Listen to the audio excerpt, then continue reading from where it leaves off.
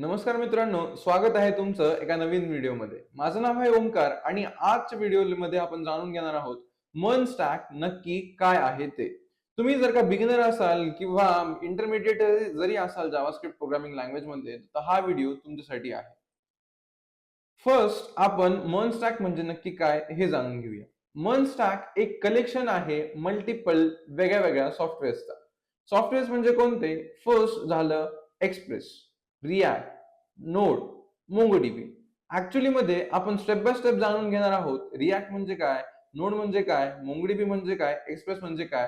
तुम्ही याबद्दल नक्की ऐकलं असणार, पण ऍक्च्युअली मध्ये यामध्ये कोणते स्टेप्स वापरायचे आहेत क्रिएट करण्यासाठी प्रोजेक्ट्स, ऍक्च्युअल कोणते टेक्स्ट ट्रॅक्स आहेत किंवा ऍक्च्युअल कोणते टॉपिक्स आहेत जे तुम्हाला शिकावे लागणार आहे ते आपण जाणून घेणार आहोत या व्हिडिओमध्ये.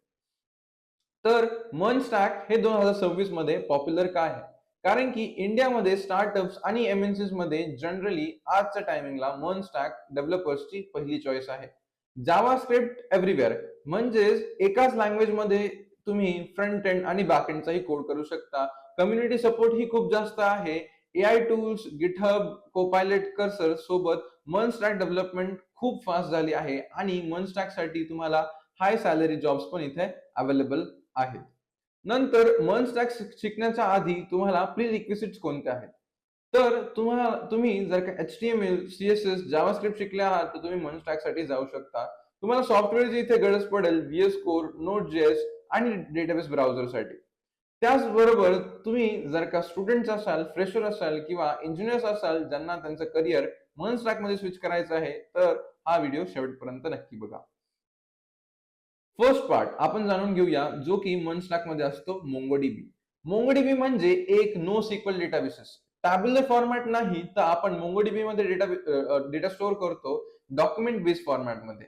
तर इथे नो सिक्वल मध्ये शिकण्यासाठी तुम्हाला इम्पॉर्टंट गोष्टी आहेत कलेक्शन्स आणि documents, flexible schemas, Jason format किंवा ऍक्च्युअल फॉर्मॅट जो मोंगोडीबी मध्ये स्टोअर असतो की व्हॅल्यू पेअर्स मध्ये, त्याला आपण म्हणतो बायनरी जेसन, BSON. त्यानंतर स्केलिंग मध्ये हॉरिझॉन्टल स्केलिंग, डेटाबेस रेप्लिकेशन हेही मोंगोडीबीचे खूप इम्पॉर्टंट टॉपिक्स आहेत.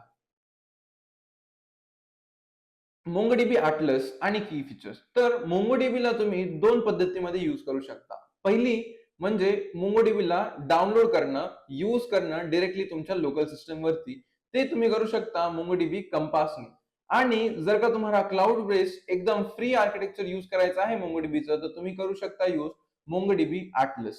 मोंगोडीबी अटलस हे तुम्हाला सिक्युरिटी प्रोव्हाइड करते, ऑटो स्केलिंग प्रोव्हाइड करते, क्लाउड बेस्ड डेटाबेस प्रोव्हाइड करते, फ्री टियर देते शिकण्यासाठी 512 MB पर्यंतचा आणि डेटा व्हिज्युअलायझेशन परफॉर्म करून देते तुमच्या डेटावरती. त्यानंतर मोंगोडीबी मध्ये इम्पॉर्टंट गोष्टी आहेत कलेक्शन्स, डॉक्युमेंट्स, मुंगूस, स्कीमास आणि मिडलवेअर. सगळ्यात पहिले मुंगूस याकडे आपण लक्ष देऊया. तर मुंगूस हा व्हेरी इम्पॉर्टंट पार्ट आहे मोंगोडीबीचा. बेस्ट प्रॅक्टिसेस मध्येही मुंगूस मोंगोडीबी बरोबर इम्प्लिमेंट होतं. ऍक्च्युअली मध्ये मुंगूस हेल्प करतो तुम्हाला मोंगोडीबी सोबत कनेक्शन एस्टॅब्लिश करण्यासाठी, मोंगोडीबीचे स्कीमास लिहिण्यासाठी आणि मोंगोडीबी वरती जे अपडेट्स परफॉर्म करायचे आहेत तेही तुम्ही मुंगूस थ्रू करू शकता. थर्ड ऑपरेशन्स जे आहेत तेही मुंगूस बरोबर परफॉर्म करू शकता. पार्ट सेकंड जो की आहे Node.js आणि एक्सप्रेस. लक्षात घ्या, नोड आणि एक्सप्रेस दोन्ही पण आपण इथे यूज करतो बॅकएंड डेव्हलपमेंटसाठी. म्हणजेच तुम्हाला बॅकएंड मध्ये जर का सर्व्हर्स बनवायचे आहेत, तुम्ही यूज करू शकता नोड आणि एक्सप्रेस.js ला. नोड चे बेसिक जर का म्हटलं तर Node.js असतो इव्हेंट ड्रिव्हन आर्किटेक्चर. त्यामध्ये इव्हेंट लूप्स आणि थ्रेड पुलिंग हे शिकणं इम्पॉर्टंट आहे. Node.js वर्क करतो जावास्क्रिप्ट वरती, जी की तुमची असते single threaded scripting programming language. त्याचमुळे Node.js मध्ये असिंक्रोनस प्रोग्राम हँडलिंग हे इम्पॉर्टंट असतं. त्या व्यतिरिक्त नोड पॅकेज मॅनेजर्स ही तुम्हाला इथे Node.js मध्ये शिकावे लागतात. दोन वेगळ्या पद्धतीमध्ये तुम्ही Node.js मध्ये कोड लिहू शकता, जो की असतो एक कॉमन जेएसचा फॉर्म्युला आणि एक असतं मॉड्यूल्स, ज्याला आपण म्हणतो ESM, ES6 प्लस मॉड्यूल्स. त्याचबरोबर Node.js एकटा येत नाही. Node.js बरोबर जावास्क्रिप्टचं खूप इम्पॉर्टंट अनओपिनियटेड फ्रेमवर्क असतं जे एक्सप्रेस.js आहे. Express.js minimalistic design, routing, middleware implementation, middleware handling, high speed आणि मर्न मध्ये डिफॉल्ट म्हणून एक्सप्रेस.js आपण बॅकएंड सर्व्हर्स बनवण्यासाठी यूज करतो. एक्सप्रेस हा नोडचा सगळ्यात मोठा सगळ्यात मिनिमलिस्टिक वेब फ्रेमवर्क आहे. त्यानंतर एक्सप्रेस.js सोबत तुम्ही एपीआयसी बिल्ड करू शकता, जे की असतं तुमच्या रेस्ट एपीआय.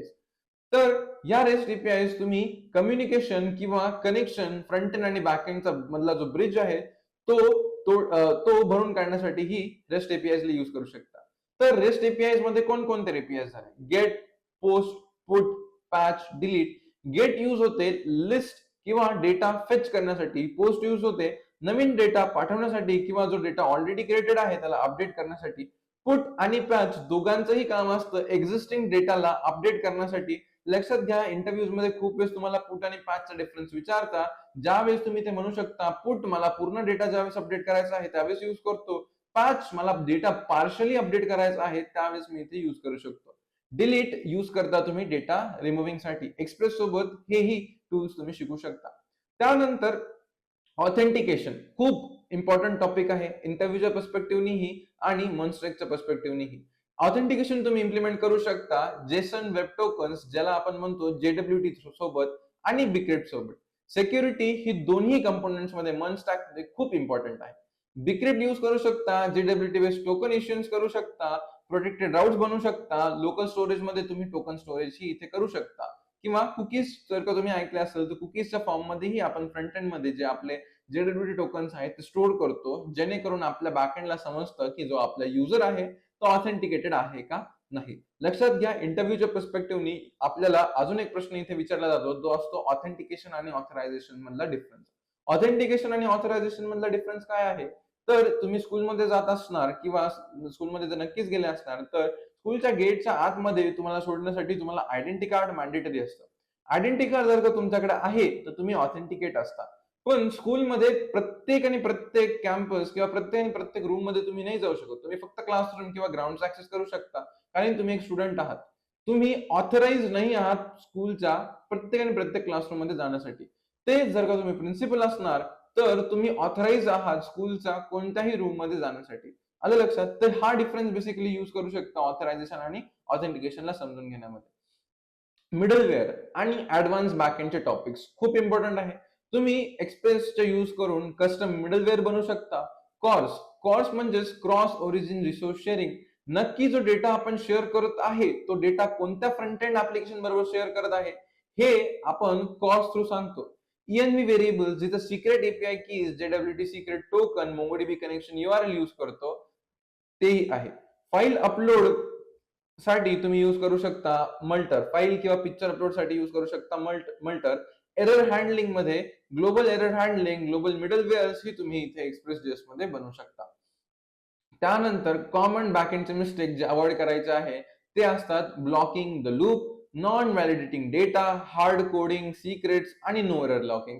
हे मिस्टेक्स आपण बिलकुलही करायचे नाहीये. लूपला कधीही ब्लॉक नाही करायचंय, डेटाला प्रत्येक वेळेस व्हॅलिडेट करायचंय, हार्ड कोड सिक्रेट्सला कधीही नाही करून ठेवायचं आहे आणि एरर लॉगिंग जिथे पण तुम्हाला वाटतंय तिथे ऍक्च्युअली मध्ये तुम्ही मेन्शन करा. पार्ट 3 रिएक्ट.js. रिएक्ट.js फ्रंट एंडचा मास्टर क्लास आहे. तुम्ही रिएक्टच्या मदतीने इंटरॅक्टिव्ह मॉडर्न युजर इंटरफेसेस बनवू शकता. रिएक्ट मध्ये कंपोनेंट्स आहेत, JSX सिंटॅक्स आहे, व्हर्च्युअल डॉम आहे आणि प्रॉप्स आहे.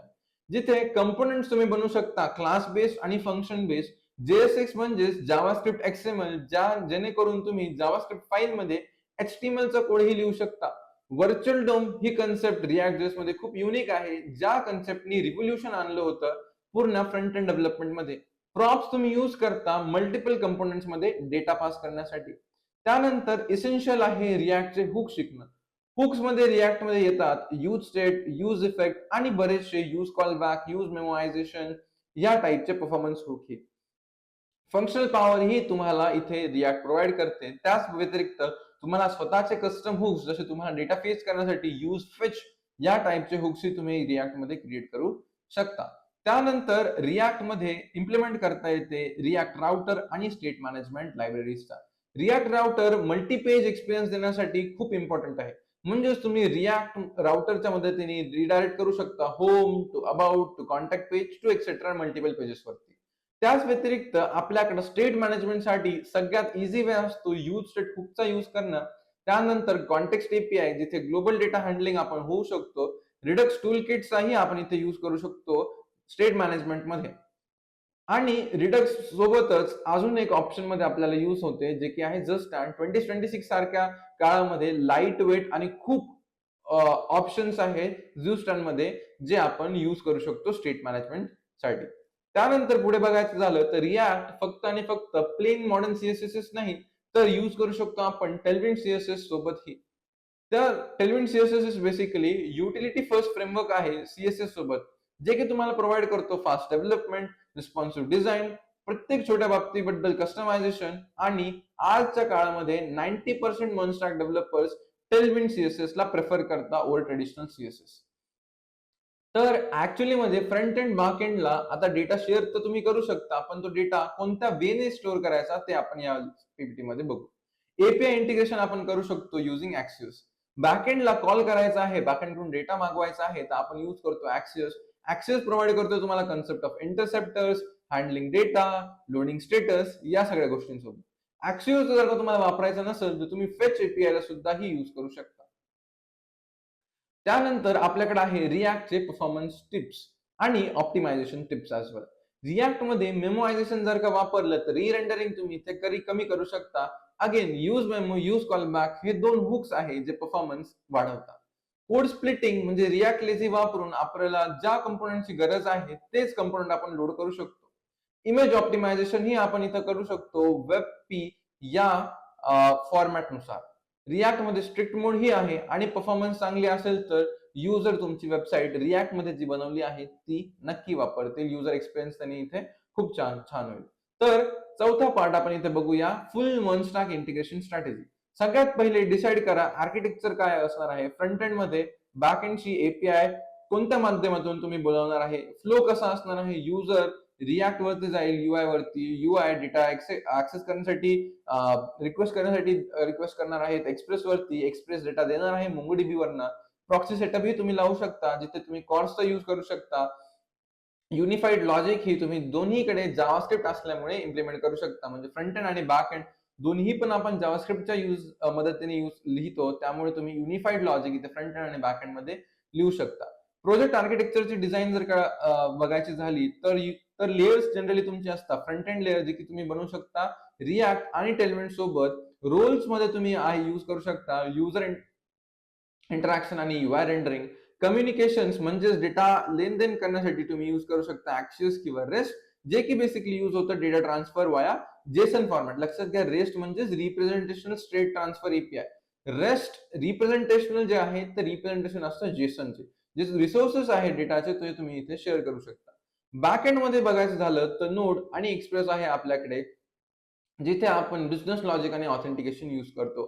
डेटाबेसेस मध्ये MongoDB Atlas, MongoDB Compass हे दोन्ही तुम्ही यूज करू शकता, जे की यूज होते आपलं सिक्युअर डेटा स्टोरेजेस साठी. ई कॉमर्स ऍप हा एक simple front end back end फुल स्टॅक ऍप्लिकेशन आहे, जो तुम्ही मन स्टॅक बनवताना शिकू शकता. तर सगळ्यात पहिले युजर रजिस्ट्रेशन साठी रिॲक्ट मध्ये पोस्ट रजिस्टर करू शकता बिक्रिप्ट आणि MongoDB. स्टेप 2 मध्ये लॉग इन जेडब्ल्यूटी टोकन रिटर्न करून तुम्ही लॉग इन करू शकता. स्टेप 3 मध्ये प्रोडक्ट लिस्ट गेट करण्यासाठी तुम्ही गेट राउटरला कॉल करू शकता. MongoDB तुम्हाला डेटा फेच करून देईल आणि तो तुम्हाला फ्रंट एंड मध्ये डिस्प्ले करावा लागेल. ऍड टू कार्टच्या फंक्शनॅलिटीज झाल्या, जिथे आपण ग्लोबल स्टेट मॅनेजमेंटचं लॉजिक लिहू शकतो. चेकआउट झाले, जिथे आपण payment integrations like Razorpay, Stripe ही इम्प्लिमेंट करू शकतो. त्यानंतर फोल्डर स्ट्रक्चर आणि बेस्ट प्रॅक्टिसेस तुम्ही नक्की फॉलो करा मन स्टॅक ऍप्लिकेशन बनवताना. Root folder use separate client, म्हणजे रिॲक्ट साठी क्लायंट आणि सर्व्हर साठी नोड साठी सर्व्हर, असे वेगळे सेपरेट फोल्डर्स यूज करा. सर्व्हर ऑर्गनायझेशन मध्ये मॉड्युलर डायरेक्टरीज बनवा, मॉडेल साठी, राऊट साठी, कंट्रोलर साठी आणि मिडलवेअर साठी. क्लायंट ऑर्गनायझेशन मध्येही मॉड्युलर डायरेक्टरी वापरा, म्हणजे पेजेस फोल्डर बनवा, हुक्स फोल्डर बनवा, कॉन्टेक्स्ट फोल्डर बनवा, कंपोनेंट फोल्डर बनवा. आणि सगळ्यात महत्वाची गोष्ट modularity. Avoid placing all code in single file. एका कोडला एका फाईल मध्ये नका लिहू. कोड इथे स्प्लिट करा, मल्टिपल वेगळ्या फाईल्स मध्ये तुम्ही कोड स्प्लिट करा, जेणेकरून तुम्हाला डिबगिंग, एरर हँडलिंग खूप इझी पद्धतीमध्ये सॉल्व्ह करता येईल. पाचवा पॉइंट, डिप्लॉयमेंट आणि इसेन्शियल टूल्स. तर डिप्लॉयमेंटसाठी तुम्ही रिॲक्टला फ्रंट एंडला होस्ट करू शकता वर्सल वरती, नोडला होस्ट करू शकता रेंडर वरती. MongoDBचा जर का तुम्ही क्लाउड बेस्ड Atlas वापरला आहे तर इथे तुम्हाला डिप्लॉय करायची गरज नाही पडत. बाय डिफॉल्ट तुम्हाला कनेक्शन URL भेटते जे की MongoDBनी डिप्लॉयडच केलेली आहे. त्याचसोबत गिट आणि गिटहब व्हर्जन कंट्रोलसाठी तुम्ही इथे यूज करू शकता. तर इम्पॉर्टंट टूल्स कोणते आहेत डेव्हलपरसाठी आणि मंचस्टॅकसाठी, तर ते आहेत पोस्टमन, जिथे तुम्ही APIs तुमचे टेस्ट करू शकता, स्पेशली बॅकएंड डेव्हलपरसाठी. रिडक्सचा डेव्ह टूल्स, जिथे तुम्ही ग्लोबल स्टेट मॅनेजमेंट यूज करू शकता किंवा स्टेट मॅनेजमेंटला डिबगही करू शकता. React dev tools, ESLint, prettier, cursor किंवा कोपायलट जेव्हा तुम्हाला AI ड्रिव्हन कोडिंग करायचे आहे. आणि 2026 मध्ये AI ड्रिव्हन कोडिंग इम्पॉर्टंट आहे, त्यामुळे तुम्हाला कोपायलट, कर्सर ह्या सारखे टूल्स तुम्हाला नक्की माहित पाहिजे. 6 months step by step month ट्रॅकचा रोड मॅप तुमच्या स्क्रीनवरती इथे नक्की दिसला असेल. पॉज करा, स्क्रीनशॉट घ्या आणि या पद्धतीमध्ये मंथ ट्रॅक 6 महिन्यामध्ये मास्टर करा.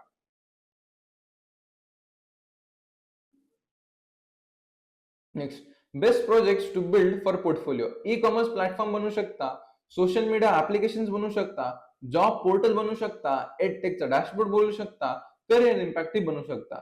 त्यासोबत तुम्ही ई-कॉमर्स मध्ये authentication, card payment, admin panel या सगळ्या गोष्टी सुरू करू फर्स्ट इम्प्लिमेंट करून मग तुम्ही बाकी प्रोजेक्ट्स कडेही वळू शकता.